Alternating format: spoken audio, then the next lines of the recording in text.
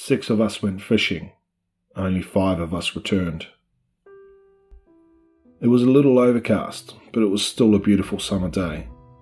I was with a group of friends who had planned a boat trip to celebrate Steve's birthday. There were 6 of us, including Steve, and we had been looking forward to this day for weeks. As we set out, with Mike driving the boat, the sun occasionally peeked out from behind the clouds, casting its warm rays over the ocean. The water was calm, with small ripples formed by the light breezes. We chatted excitedly as we got comfortable, turned up the stereo and cracked open some beers on the boat, ready to start our adventure. We had packed everything we needed for the day, including food and drinks, fishing gear, sunscreen and hats. We were all in high spirits, laughing and joking around as we headed towards a spot where we hoped to catch some decent fish. We turned the stereo down once we reached the fishing spot, so as not to scare the fish off. The sound of the waves and the gentle rocking of the boat was soothing and calming. We all took turns fishing, enjoying the beers and the fun of being out on the water.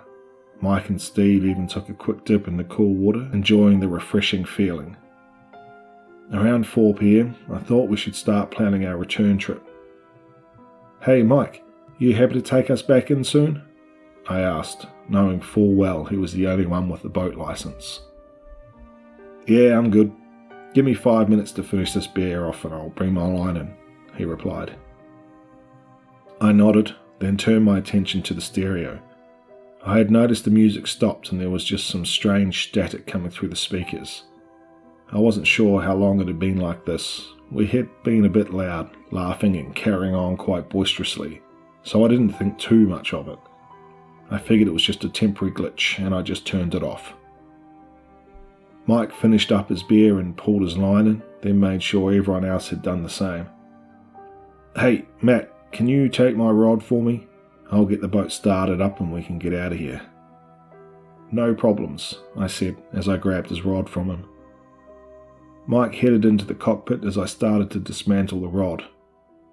"What the hell?" Mike said, more to himself than us. We all perked our heads up and moved over to him. "What's up?" Steve asked, and Mike just pointed to the GPS. The GPS system on the boat was acting erratically. It was jumping all over the place, and it was impossible to tell exactly where we were. That's when the stereo turned up on volume, and it was now picking up on weird sounds, almost like a foreign language. Mike grabbed the wheel with one hand and turned the key with the other. Nothing. He tried again and again.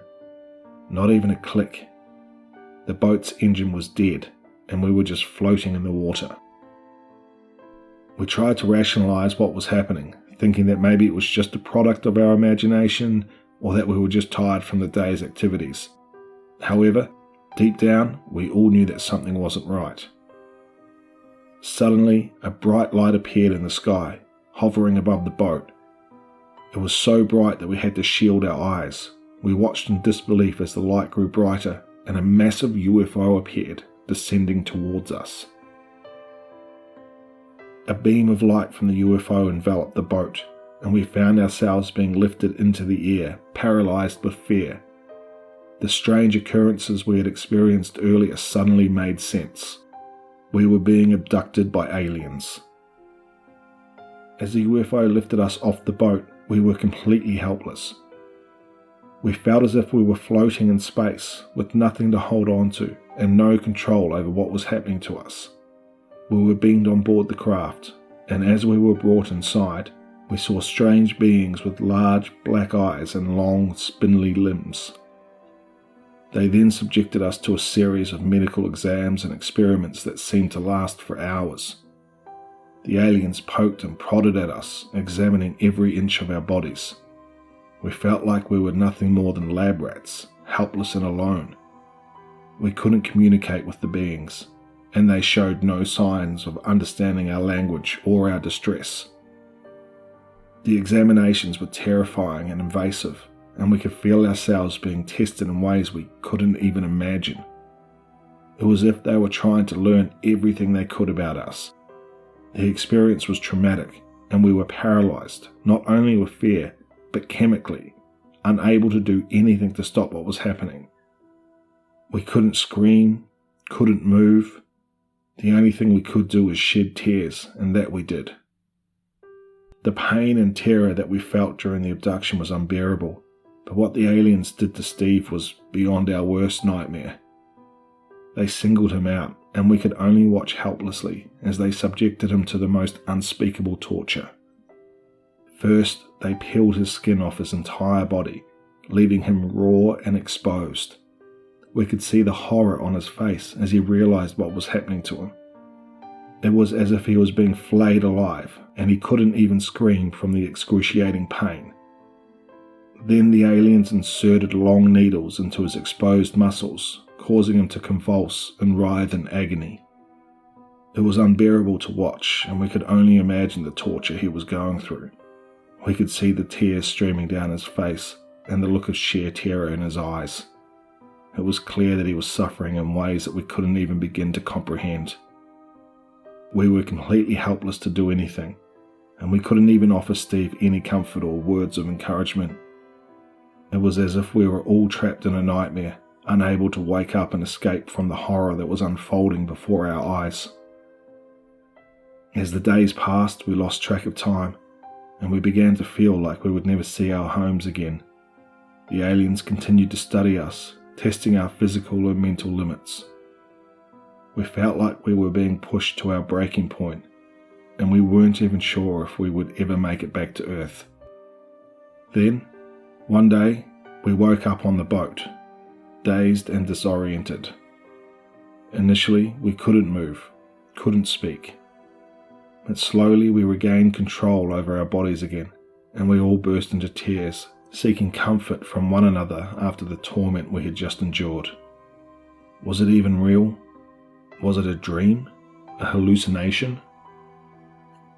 I could only pray that it was, because as I looked at the terrified faces of my friends, I realized one face was missing. Steve. Steve never returned. We never spoke of the abduction, afraid that no one would believe our story. Instead, we told the police that Steve fell overboard in a drunken accident and was taken by a shark. It seemed like a preferable fate for Steve, and I hoped that his torment was over and the aliens had allowed him to die. I fear, however, that is not the case, because 10 minutes ago my stereo started playing up, and through the static sounds, I swear I could make out Steve's tormented screams, and I think they have come back for me.